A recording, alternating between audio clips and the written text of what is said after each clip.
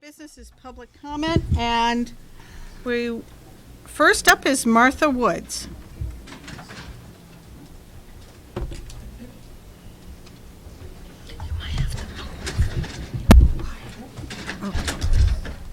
And if you wouldn't mind taking the microphone and identifying yourself for the record, that'd be great. Thank you.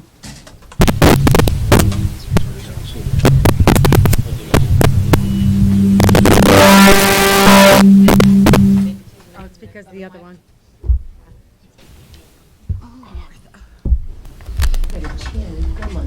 Okay, you want to try? Try. Good evening, everyone. My name is Martha Woods, and I've worked for the Windham Public Schools for my entire adult life. I'm here tonight because I feel a tremendous sense of urgency.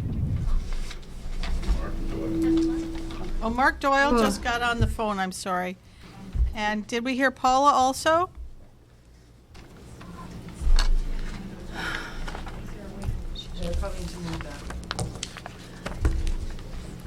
Did I do the math correctly? I've listened on YouTube before, so I know. Yes, yes, you know. Charlie Brown Show. Thank you. Right. Hi, everyone. My name is Martha Woods, and I've worked for the Windham Public Schools for my entire adult life. I felt a tug to come here tonight and a real sense of urgency at the same time to speak at public comment. I am here to support the proposed school budget by Acting Superintendent Dr. Tracy Youngberg. But it's important for you to know that personnel cuts will have a negative effect on our Windham students. And any further cuts would prevent our schools from growing in a healthy and viable way. Windham schools must provide the same range of opportunities, services, and programs as our neighboring towns. Our Windham students all deserve that. Thank you, Martha. Thank you very much. And you're a nice, clear, slow speaker, so you can understand what you're saying. Reading teacher. The next speaker is Catherine Brunner? Brunner. I'm an original New Yorker. I'm not going to be speaking that slowly. I'm with you on that. I Okay. try. It doesn't always work. Agreed. Do I have to use this? Yes, you do, because if you don't use it, all the people watching it won't hear you. On TV. Yeah. Thank you for giving me an opportunity to speak. I'm a fourth grade teacher at Windham Central School. And right now, I know we have not been able to explore fully the impact of the 6% that we are expected to be cutting, or cutting to. I do know what I see happening in my school right now. Right now, we have special education children who are have high demand needs. Those needs are not going to be met if we cut a special education staff, even in half. They're not going to be met if we do not have a para to take over the instruction that has to be happening from that special education teacher. For 3 years in a row, we have been waiting for a special ed teacher to come to 4th and 5th grade. We finally have that person. They're finally able to make a difference in the students' lives. I've got a student who started this school year unable to read. He's in 4th grade. He's had services now since we hired Mr. Burke. Well, when was that? September? December, right. That child is starting to be able to read. If that position is cut in half, that child will not get those services. At the same time, we are also short-staffed now. He has to see other children in my class, It's very difficult for him to do that because of the emergency situations that happen with the children with social and emotional needs in our school. To cut this position and a para on top of it would be cutting the knees off of the students' potential that we have. They will not be able to succeed and reach that potential. I see this as a struggle now. For us to now cut back more, where are we going to be able to do this? I don't know. I cannot see that. At the same time, we have our gifted and talented children who are now going to be not serviced. So the high end isn't going to be serviced. The low end isn't going to be serviced well enough. That leaves a middle of the road only education. I grew up in New York with 32 kids to a classroom. No differentiation because of that. That's not, we cannot sit here and think a regular, adequate education is going to happen with an inadequate funding. All right, Paula Haney here has entered the conference. Keep going, it's okay. It's just one of our board members joining by phone. That's Paula Haney. Okay, Thank you. So I implore you, can we please try to ask the public for a fully funded school instead of a cut? Give them the chance to say, yeah, we want to do this. I know it's going to be difficult and I know it's risky because constantly we have these issues with the voters. We know. But we are already cutting ourselves short and those children short by not saying, let's try to fund our school fully now. That's all I've got to say. Thank you very much. Thank you very much. Thank you. And you were very clear, despite your New York origin.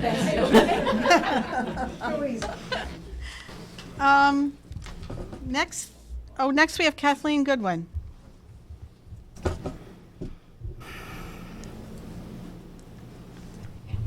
Hi, everybody. For those of you who don't know me, I'm Kathleen Goodwin. I have the privilege to be the principal of Windham Center School. School of Distinction this year, 2 times in a row. And I wanted to let you know that that is an achievement I don't take lightly. And you heard from Ms. Brunner and you heard from Mrs. Woods. They're both staff members at my school. And I know that you're going to hear from other staff members. Windham Center School is an exceptional place. It's a place of collaboration. It's a place where I can count on my staff to do whatever it takes. We do that despite the fact that every year we lose funding, despite cutbacks, despite lack of technology. And when I say lack of technology, I say that because we are not keeping up. Not because we're losing what we have, but because we are not making progress. My children go to school in another district. My son, who is now in 8th grade, has had a Chromebook available to him since he was in 3rd grade. He walks in every day. He takes his Chromebook, his own personal Chromebook, off the cart, and he is able to do his work, and I just left him now, and we're working on Bloom's taxonomy questions about the Declaration of Independence. It's very easy for me to see what he does at school, and it's very easy for me to support him. Our students here in Windham deserve the same thing that my children deserve. My children are no more better than any other child that goes to school in Windham, and I am no greater a parent sitting in front of you, but I have the tools and I have the opportunity. We need to grant that to the same people here. I also want to implore you to be as vocal as you can as elected officials for Windham in supporting our budget. I know you will do that, but now more than ever, you need to be there, and I'm banking on your support. I cannot do what we continue to do. I cannot do it without a good budget. I recognize the fact that you are in a tough position and that you have a lot of money, resource. I don't know how you're going to do it. But there is a lot banking on your support in our schools.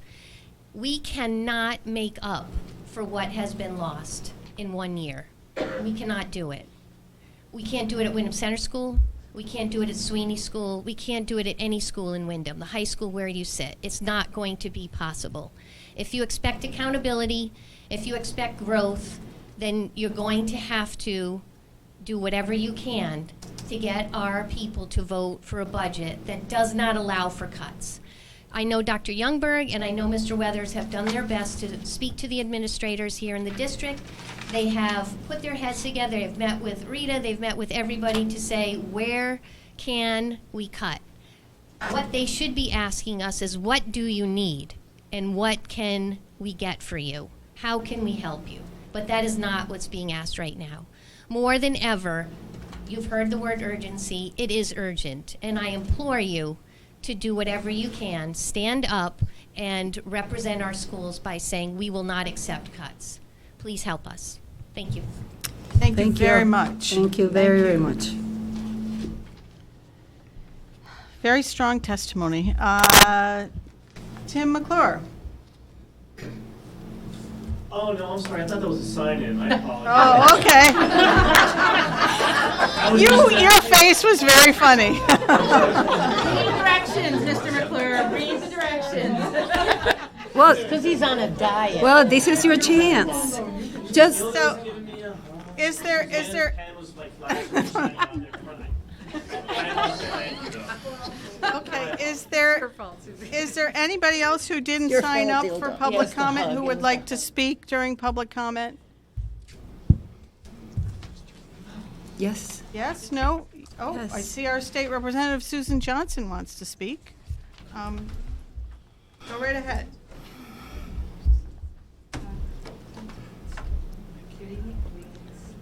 You need to Yep. use the mic, yes, please. Thank you so much. Thank you for your work. I'm just here to really listen to what's going on. I know that you were cut back by a severe amount last time. We'll be able to address some of the cutbacks. One thing that I would suggest that this body do, and people here in town, is to write to the Appropriations Committee, to write to I have a bill on higher education right now for tomorrow's hearing, to try and help us out with the early college opportunity program that we have here, and maybe make this a place where the region might want to take advantage of it and be part of the early college opportunity program that we started. There are other towns that have that.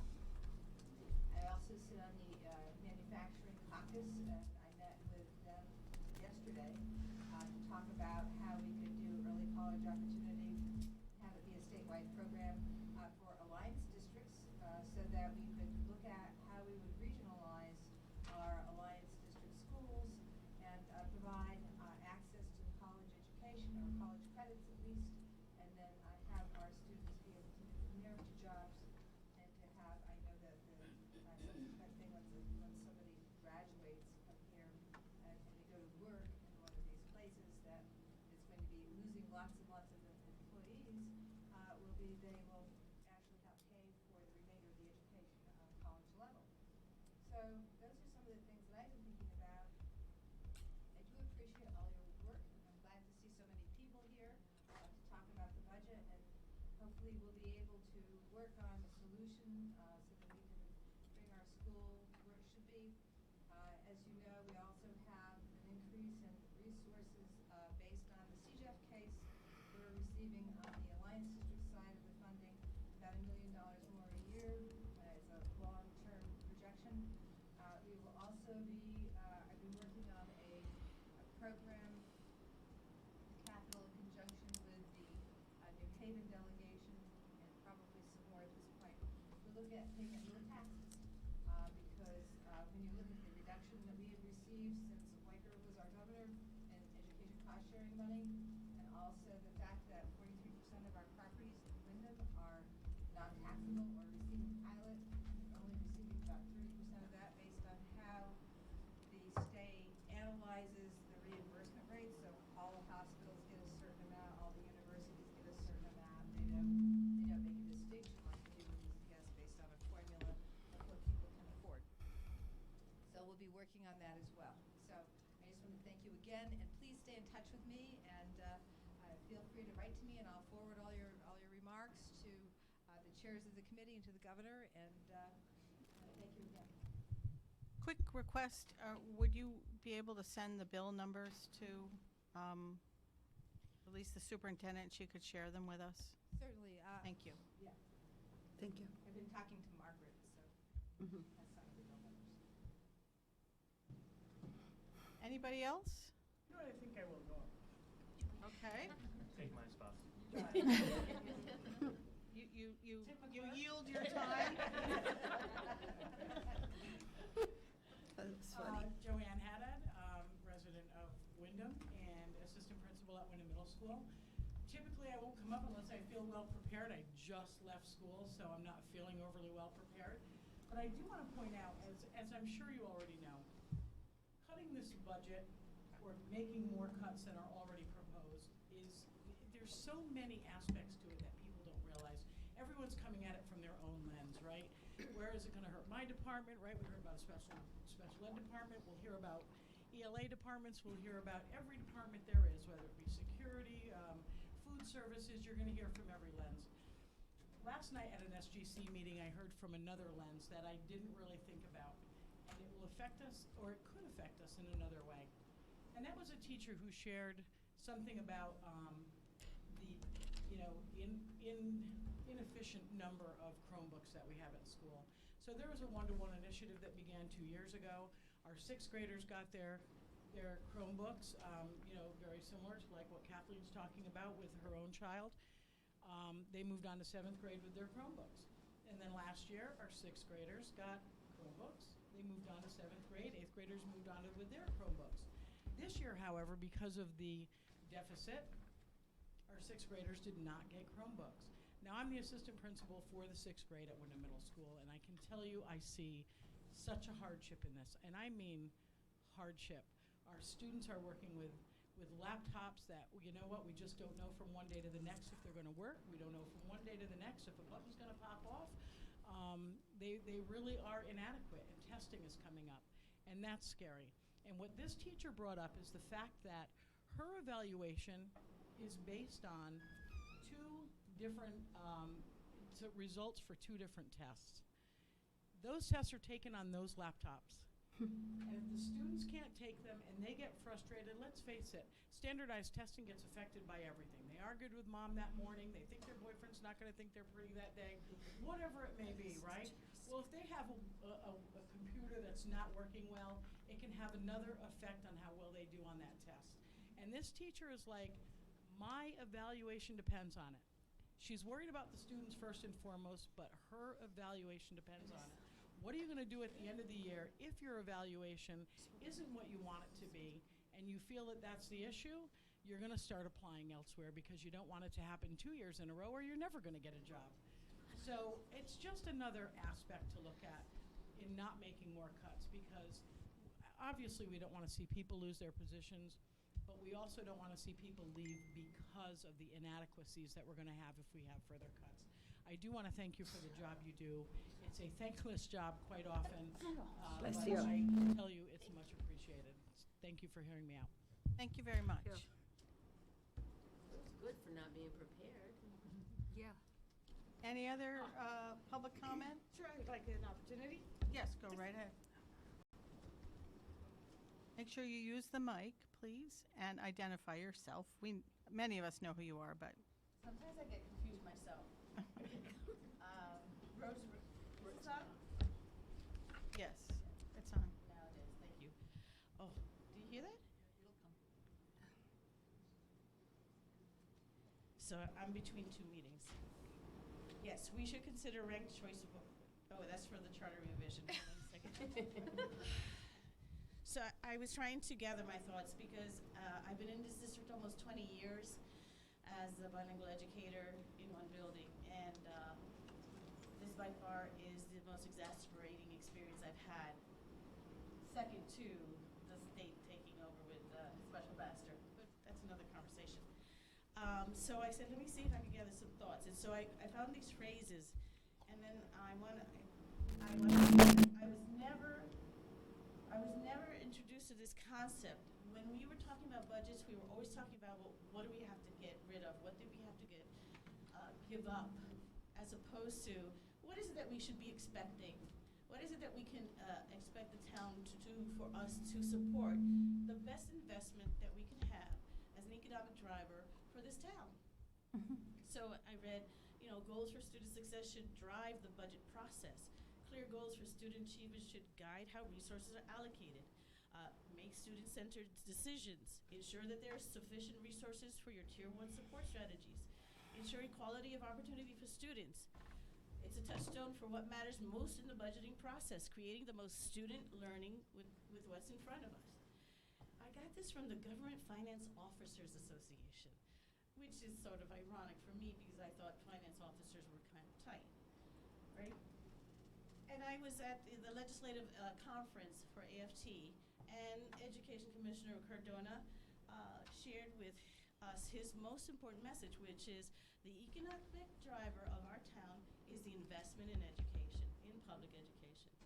So I don't know what strategy to appeal except to compel people on the Board of Finance and Town Council that the number one priority should have been our budget, first and foremost, always. Because it is the investment that you can make. Everyone can see at the end that it was worth it. So whatever I can do, you let me know. Thank you, Rose. Thank you very much. And we're glad you squeezed us in. Huh? We're glad you squeezed us in. I hope I didn't make me open. Any other comments during public comment? Okay, seeing none, we're going to move forward with our agenda. This is a special budget workshop. It's the second workshop that we've had to discuss our budget. As everybody knows, we have to make a final budget. We have to make a decision on what budget we're going to send to the Board of Finance by the 15th of the month. And so we did put on the agenda action items in the event that we feel ready tonight to make some decisions. We don't have to, though. I just want to put that out there. We could do it at our next meeting, our next regular board meeting, or we could have another special meeting. But I think that we've been thinking about this current budget that was put before us, and I wanted to know whether there was anything the superintendent would like to share with us before we open up discussion. The only thing I wanted to share, you all have a copy in front of you, is that the amount of money that would still need to be cut to take, there's some copies up there if they want to see it. I'm going to help with that. The amount of money that would still need to be cut above and beyond what's already in the proposed, the recommended budget book, to take us to a 4%, for example, a 4% increase, we would still have to cut $959,000. Actually, $959,521 to be exact, which is close to $1 million more. To get us to a 3.5% increase, we're looking at a $1.1 million cut. And to get us to a 3%, we need to make an additional $1,439,282 in cuts. So as the staff member shared with you, that is going to have a crippling effect on our schools. It would be devastation of programs and programming the way it's currently set up. I did include for the board members the positions that were not filled this year to close the fact that we got a 0% increase on December 3rd. And on the last page are the positions that are proposed to be cut in the budget book, which there are some excerpts from the budget book up there as well. You'll also notice in the budget book on page 66 and in the excerpts that Ms. Ide has, I did include what it would cost for us to fully fund the current staffing level. It's the middle section on page 66. I did it on purpose. It is my dream that we would be able to fund the current staffing structure as it is. And you'll also notice, for those of you concerned about technology, in that column on page 66, half of the one-to-one Chromebook initiative is funded. There's $457,000 under equipment in section 13 there that would help take care of that one-to-one Chromebook initiative, because I agree with everyone with what you're saying. You don't make up time with students by not giving them access to things that every other school in the surrounding town has, my own children included. So there is a place for us to see what it would cost us to run the district the way it's currently staffed, no budget cuts, and to put half the one-to-one initiative back in. But it's a very large increase, and I know that that has a burden on the taxpayers. But I completely agree with the staff members who shared out with us tonight. Education is the biggest and best investment we can make, and our kids deserve better than what we're doing. And you're absolutely right. I should be coming to you as the acting superintendent and saying, what can I do to get you what you need to support our kiddos? And you're right. I didn't have the opportunity to say that.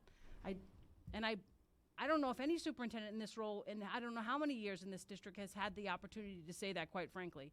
So all I can say is the numbers are here. I'm happy to answer any questions. My team and I are ready to answer anything you might ask, because it is really about the kids. It comes back to the kids every single time.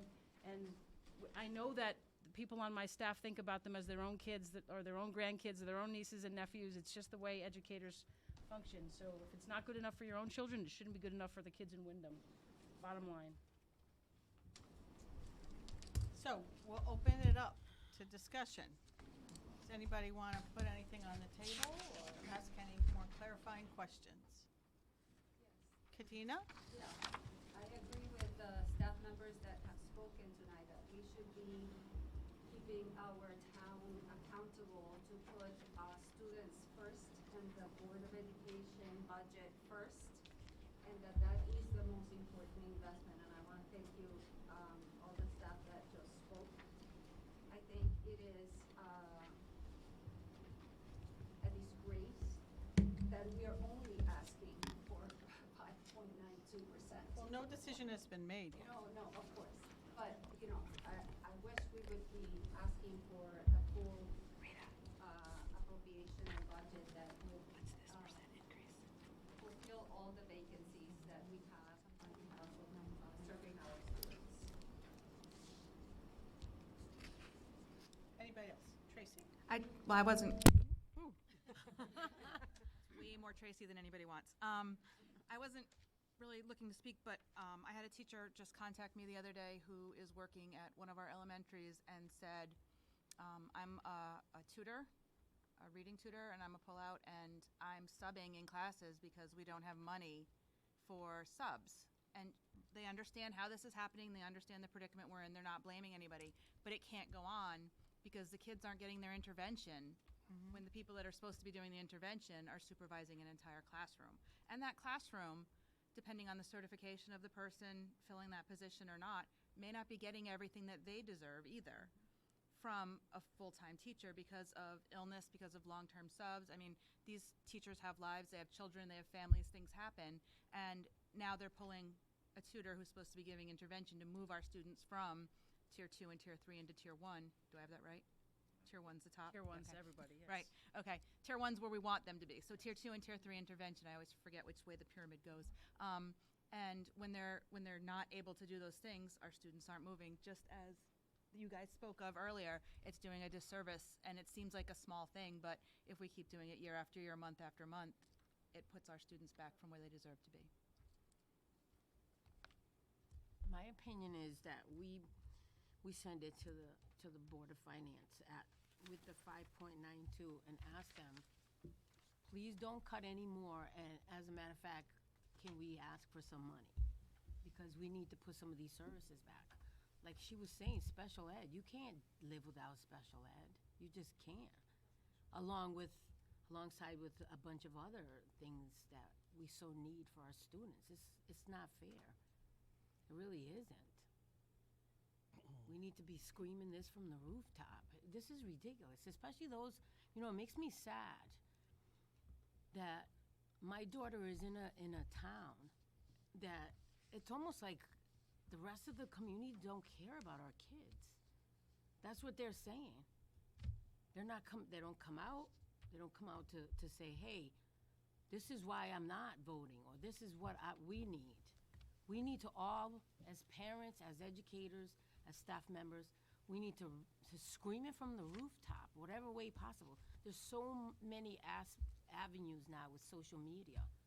We need to get it out because this is ridiculous. It really is. It's so sad to listen to person after person pour their heart out. And it's like, these are your kids too. And if you were my daughter's teacher, I would really feel like, you're taking care of her educational needs. And it's sad that some of you, most of you or all of you don't have the tools that you need. Our kids deserve the best.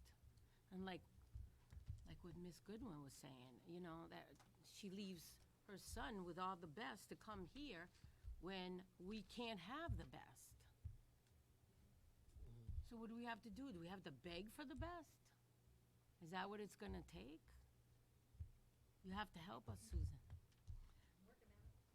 You have to help us. Let's get some letters out there. You said to the reimbursement? No, the Alliance District, or I wrote down so many things, I can't keep track. Who did you say to write to? The Appropriation Committee? Oh, the Appropriations Committee of the Legislature is the committee of the legislature what that we- controls the budget for the state and allocates So we can all write to them. to get more money. Can we all write to them? The thing is, whatever budget passes won't pass till right about the same time that we may be having a referendum. So, unless the Board of Finance makes the decision to move the referendum back, which they have the opportunity to do. But I haven't heard yet from them what they're going to decide to do. So, I think the point is well taken that we aren't getting the money we need from the state to run our education programs, and that's been a long time happening. But that is one thing that could happen. No, I'm sorry. I mean, although we could because it's a work. Pardon? Paula was trying to ask. Yeah, I was going to get to the phone. Listen, I'm willing to make exceptions if the full board feels comfortable with that, as long as everybody's behaving in a respectful manner. Okay. Yeah. Yes, but you'd have to come up to the microphone and ask the question because the people viewing on TV won't be able to hear you. Okay. So, yes. First, we're going to hear from a board member who is joining us by phone. Paula. Hi, thank you. It's kind of going in and out, so I haven't quite caught everything, but I had asked a question. I'm not sure if Tracy was able to follow up on whether tuition students who choose to go to schools outside of our district, if that is mandatory, or, see, it's going out again. Can you hear me? Yes, we can hear you. Okay. Or whether it's an option for us to limit those schools that we tuition students out, and if that would help the budget at all. It actually isn't an option for us. I reached out to CABE and spoke to their attorney, and school choice is school choice. You have the right to go to school where you choose to. What we need to do is have programs that make students want to stay here or want to come here. So that's where we have to look at ways to generate revenue and make them want to come to Windham, because we can't control who goes out. Okay. All right, thank you. Just a little background on that. Some people had thought that we might be able to cap it, and so we aren't. We're just clarifying that. Mark, are you there? Mark wrote me and said that his phone is not working properly, and he's watching us on YouTube, and he will text me if he has a question. And whoever was speaking when I looked at my phone, that was Mark Doyle texting me. I did not mean to be rude and look at my phone while you were speaking. So is there anybody on the board who wants to make any comments before we open it up to some back and forth with the audience? Mary, I know you have some opinions on this, and we'd love to hear them. No, seriously, I know you've looked a lot into this, so. No, I just wanted to agree with Katina that, 5.92 is, I would prefer the higher amount that would fully fund the budget, and I'm not sure how feasible it is to advocate for that. And I would like to perhaps open a dialogue with the state about the tuitioning out, or the so-called choice, just in this sense. When we keep cutting our budget and we don't have a budget, and then it's 0% increase, all the students who go elsewhere do not suffer that. Only the students who stay in Windham. And I just think that's unfair, and it's a punishment. And we should go to the state and say, our students are suffering, maybe we'll just pay less tuition to the students going out. And if that's not acceptable, it's not acceptable for our students here either. So we really have to do something about that. The choice students who go out get better services. I don't see any equity or fairness in that.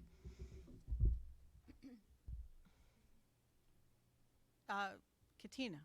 I don't And see I mean- any equity or fairness in that, if the students return after October 1st, the town that we send them to keeps the money Not always for the whole year, though. for that I don't semester. know.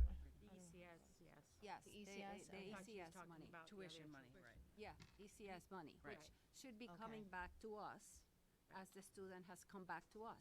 So that's a change that you're suggesting we should advocate for. Yes, I am advocating for that.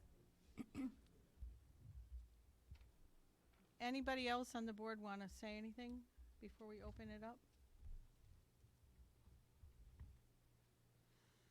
I just like, well, okay, let's hear, if you have a comment or a question, you can come up to the microphone and identify yourself, please. And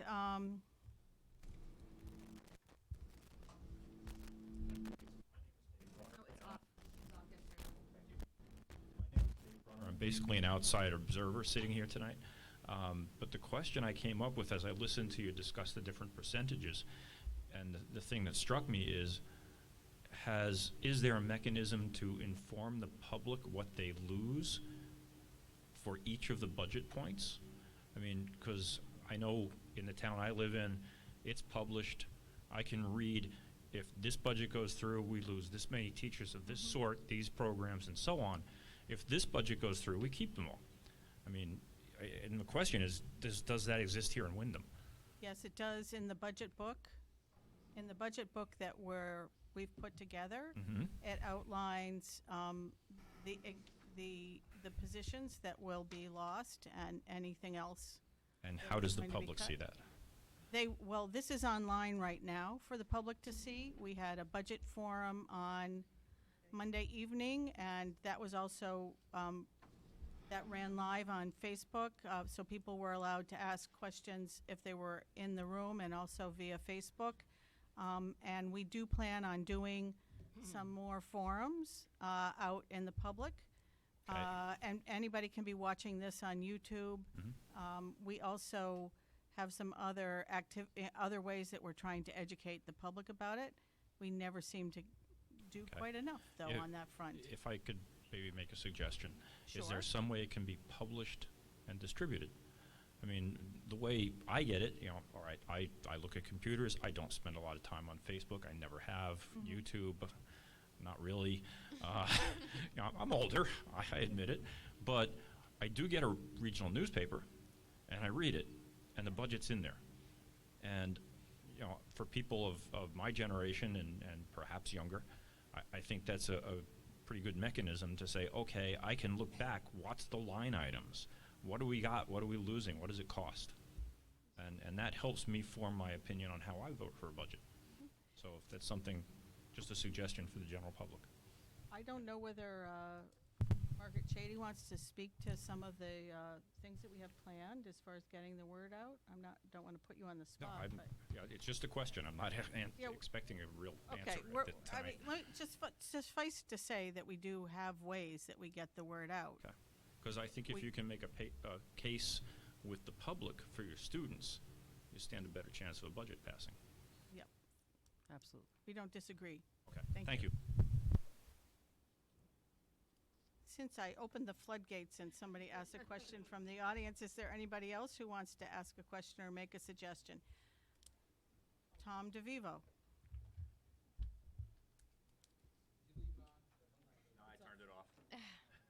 And you want to identify yourself? Yes, I'm Tom DeVivo. Most of you know me, but chairman of the town council and presently filling in for Victor Funderburg, who's ill.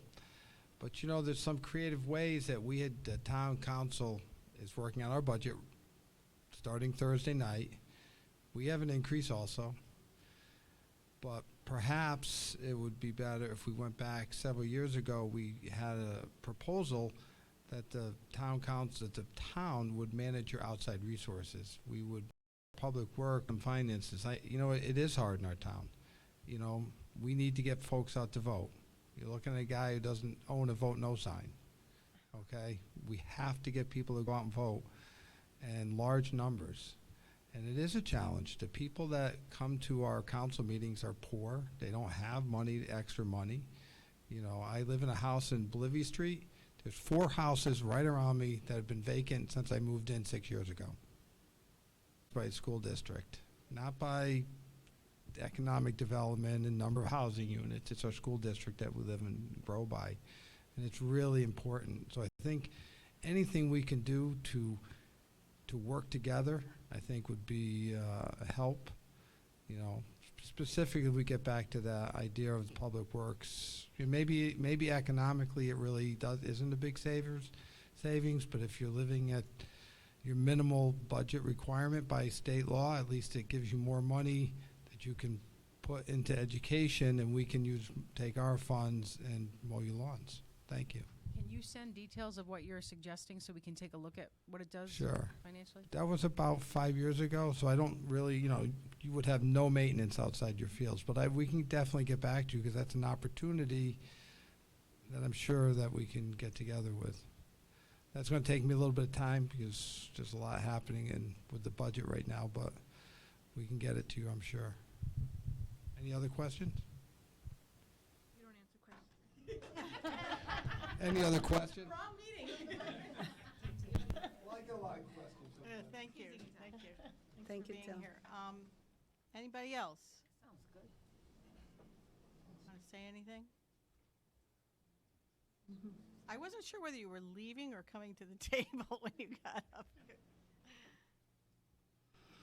Hello? No? Okay. You want to identify yourself, I please? am David Light, and I was here about 3 months ago speaking on behalf of one of your stellar administrators. And at that time, I told you that I was a proud graduate of Windham High School back in 1966. I also told you that I was a lifelong resident of this town. My children and now my grandchildren have gone through the Windham school system. I was a former educator, was a former high school principal, and after retiring, I actually retired so I could see my grandchildren grow.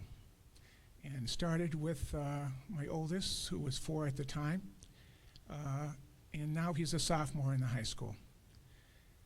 I'm a member of both school governance councils here, at the middle school and the high school. I'm not here representing the council this evening. I'm representing 72 years of residency in this town. And we could go into the detail of what's happened in the last decade, of how we have, as a community, defunded education here. That's not what I want to focus on. What I want to focus on is, what are we going to do with the future? Some people here that spoke this evening, very articulate, more than what I can say, and I'm not going to be redundant in my remarks because I fully support what is going on here. I also told you 3 months ago that I believe in the Windham school system. I do. And I believe in order to 9% needs to be up to what it was originally, with no cuts. Yes, it's a burden on you, it's a stress on all of us. My taxes are going up, but every year I voted yes in the initial referendums. Testing. And I will continue to do so. And every time I had to vote yes, after that, it was for a defunded budget. But it's always been a yes vote. I still believe in the Windham school system. I know you do too. Please take the bold step of asking for fully funded of what you originally want in this budget. Thank you.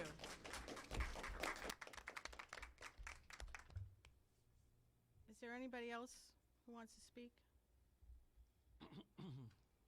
Okay, so we're going to go back to the board. I'm going to, do we want to continue to have discussion? Do we want to take action on anything this evening? Tracy? Action. I want to say something, and then I'd like to make a motion if I may. Okay. While I was listening to everybody speak, I was counting up, we We have two pieces of paper in front of us that I hope make it to the website if they're not already there. I haven't looked for this particular bit of information.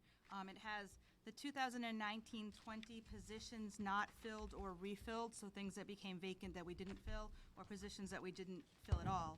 That comes up to 29 positions and 2 stipends. So for this current school year, from the previous year's staffing, we are 29 staff positions down and 2 stipends. If you look at the proposed budget for the 19-20-21 year, according to Dr. Youngberg's proposed budget, that is another 21 and a half positions. That brings us down 50. I have 21 and a half. Okay. It doesn't matter, it's still 50 positions. 21 and a half. I have 21 and a half on that second page, 29 on the first page and 21 and a half on the second page. That puts us 50.5 staff positions and 2 stipended positions, both in arts, ironically, which is a shame, down for this current proposed budget. I think that's changes among this board that the public had an outcry for. That does not negate the 29 positions that we've already cut and the 2 stipended positions. So that will save 21 and a half positions. And Dr. Youngberg, you've done an enormous job in bringing us to this point, and I think that our students and the changes that we've made amongst ourselves really deserves to be recognized. Can I get a second on that motion? Second. Second by Katina. Second together. And I would like to say, here. I have been searching my conscience as the chair of this board and as a member of the board with this team that we have here about what we need to do for our district. And I'm going to get a little teary-eyed. I think we need to really make the fight right now. We need to stand up and we need to say, this is what our school district needs. This is what the teachers need. Don't This look is at what me, the I'm gonna cry. administrators need. This is what the students need, and this is what this community needs if they know what's good for them. And so I know it's going to be hard, and we might not get everything that we ask for, but I think we need to make the good ask here. So I'm going to vote in support of the motion that's on the floor. And we're going to need the community and all of the unions that we employ, of the people that live locally, to show up at the Board of Finance meetings. We're going to need the SGCs. We have to put our money where our mouth is, and we have to bring a presence. And the Teachers Union has always been fabulous about supporting us, and the administrators, when they were comfortable, were always fabulous about being at meetings and speaking up. And I hope that Tracy uses excerpts or them in her presentation to the Board of Finance or staffing, saying what we've lost and what we're trying to put back, because when we cut a position, we never really get that position back. We get some shadow of what we've had before.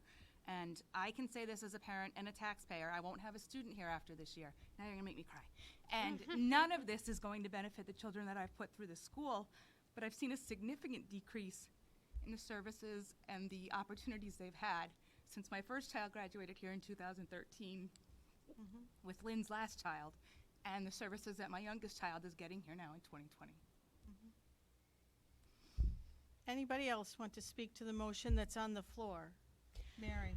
Yeah, I mean, if you look at the last 10, even a bit longer years, the cuts are consistent and devastating. So, and there is a chart, I'm not going to find it right now, but Page 15. Okay, page 15. You read my mind. Where we would be, what we would be, at what level the budget would be financed. So, if we had gotten just regular incremental increases, that's where we'd be right now. This budget that Tracy has, both Dr. Tracy Youngberg and Tracy Lambert have said is on page 66. So I am in favor of this as well. Anybody else want to? Yes, Paula? Hold on, we're going to come hold the mic up to you so people can hear you. Okay. I would just like to say that I'm in full agreement. Number one, I think that with the economic development in our town, that should help us along economically over the long run and hopefully the short run. so that we should be able to see some more support from town. I think that, again, we have seen enough cuts. I sadly was part of that, but now I'm on the other side, and I think we need to push this. I think we can all work together to do it. I so appreciate what Tracy, our superintendent, acting superintendent, and all of the administration have done. And I think we need to go forward. This just in, I got a text from Mark Doyle, who is watching on TV, and he wants to vote yes on this also. Okay, I want to say something, I guess. Jaime. Yeah, I've been kind of on a listening mode, but I have heard all the voices that have been talking today, and I must say that I strongly agree with it, and I'm gonna vote yes for it. 100% yes. Mark also sent me a text message and asked if we could put budget books in the libraries. So I just wanted to bring it up. He sent it to me during a meeting. Yep, good idea. So, with that being said, can I call for a vote on the motion? All of those in favor of the motion that is on the floor to put forward a budget at the, what's the exact dollar amount again? $52,647,949.91. All those in favor of the motion on the floor? Aye. And Mark voted yes. Paula? Okay. She said aye. It's unanimous, and I just want to say that this is a big moment, and we're going to need everybody in this fight with us, and we're going to need to make a really good case when we present this to the Board of Finance. That will be our first big public outing with this budget. I did get a text message from the chair of the Board of Finance today, inviting us to come not only talk about the year to date, but present our budget on the 18th of March at 7 p.m. at Town Hall. So we will have to work to figure out our presentation that night, and it's going to have to be a really clear, good presentation. And if anybody has any thoughts, not tonight, but any thoughts on how to present that case on the 18th of March, I would ask you to let me know or the superintendent know, and we will take everybody's feedback into consideration. And I hope that as many people as possible who support this budget will be there that evening. Now, the numbers in the room aren't going to be the only showing of support, but I think we need to have people there saying that they stand with us when we present this budget to the Board of Finance. Can I ask a question? Yes, you may. So the budget book will be reviewed? Yes, it will be revised. Revised. Yep. Thank you. So that's the one. Okay, thank you. Is there anything you want to say? Superintendent? Just that I appreciate the support and that we're going to go out and try to make this happen because it's really what the kids deserve and the staff members deserve. So thank you.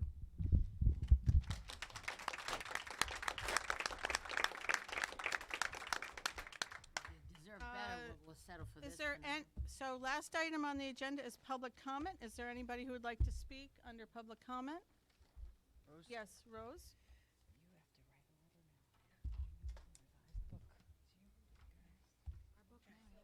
I'm going to take the lead about the ideas. So that night, we're going to bring our babies. That's exactly what I have planned. You bring your babies, all ages, graduates, Alumni. preschool, alumni, and you give them the opportunity to say, we're worth it. We're going to stand strong. Thank you. Great idea. Anything else during public comment? Oh, Joanne, you're You're not prepared, though. I'm not prepared again. And I am not Tim McClure, but I do want to say this seriously. So I'm thinking about, I only like 6-7 months ago moved into a condo in North Windham. And my neighbor, shortly after that, said to me, hey, you're the lady who's down at that school on Main Street, right? And I said, well, I was. How did you know that? And it was in that, I don't know, that quarterly newsletter that goes out to homes, right? Can it be in there? Can't that, a very simplified budget piece be in there? I mean, it gets to every resident in Windham. I mean, how simple, but how simple an idea, but what an awesome idea. I mean, it does need to get home. I don't, so, right? Because we don't typically send them by mail and get there. And to the community, I will say this, and again, I live here, my son, a single dad, owns a home here. It's going to be an unbelievable hardship for him, but he'll never sell it unless we support our education and have homes that people want because of our education system. So we really have to push. And that corner down there at the bottom of the Frog Bridge, why aren't we out there then with those signs about educate? We need to start doing things like that. I mean, this has to become a really big deal, obviously, because as much as we feel this energy in here, we're nothing. We're no one compared to the number of people out there. We need to get out and vote yes. So we need to get this energy out there to them somehow, some way, whether it be social media, whether it be sending mailings, be on the corner in the streets, which doesn't sound good, but it could all work. But anyway, I think we should get out there and do what we got to do. And thank you again, Board of Ed. Thank you. Anybody else? Screaming from the rooftop. Kathleen? I don't need a microphone. I'm loud. I just want to say thank you. I am inspired by you, and it's most important for you to know that my staff, my students, and my children, I'm going back to school tomorrow, and I'm going to tell them that you are with us. And that is really important. So thank you for doing that. Thank you, thank you. Welcome. Oh, my. No, Yes, Tim. Tim. The real Tim McClure. Here's the real Tim McClure. On the list anyway. I was just going to say, as an educator, administrator in this district, but more importantly, as like a town member, I couldn't be more proud of my Board of Ed tonight, so thank you. Thank you, Tim. We never hear that. We never hear that. See? What's going on? Anything else? Anybody else? It's worth it, Tim. Thank you. Okay. Okay. Yeah.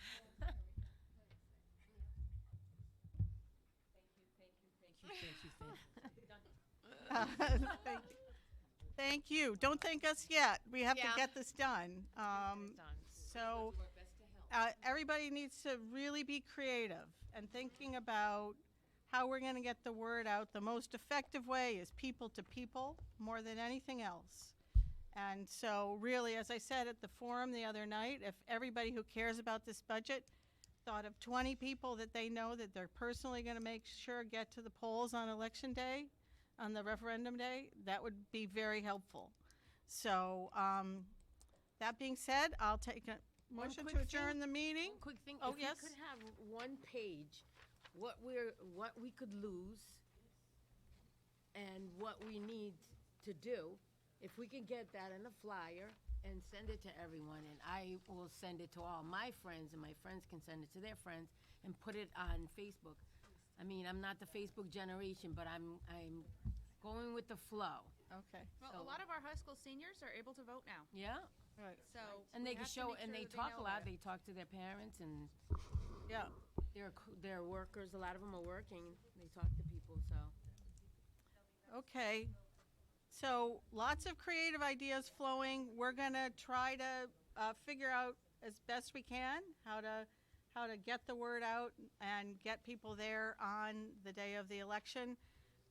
First order of business is to make the case on the 18th and come to that meeting maybe even with some good fact sheets and things like that we can start using. So with that, I'll entertain a motion to adjourn the meeting at 8:05. Second. Made by Ilda, seconded by Tracy. All those in favor?